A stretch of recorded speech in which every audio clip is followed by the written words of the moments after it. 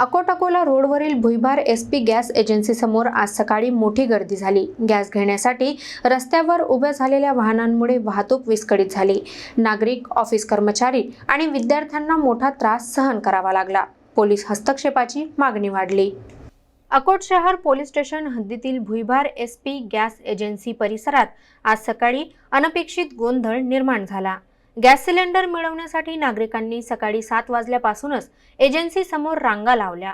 जागा अपुरी असल्याने सिलेंडर घेणारे थेट रस्त्यावर उतरले आणि काही मिनिटातच वाहतूक थांबली। वाहने रस्त्यालगत उभी राहिल्यामुळे अकोट-अकोला रोडवर कोंडी झाली। ऑफिसला जाणारे कर्मचारी, विद्यार्थ्यांची वाहने आणि सामान्य नागरिक अडकून पडले।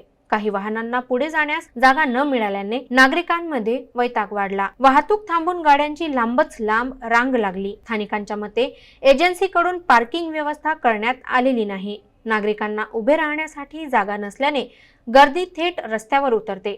हा गोंधळ काही वेळाने पोलीस येईपर्यंत सुरू राहिला।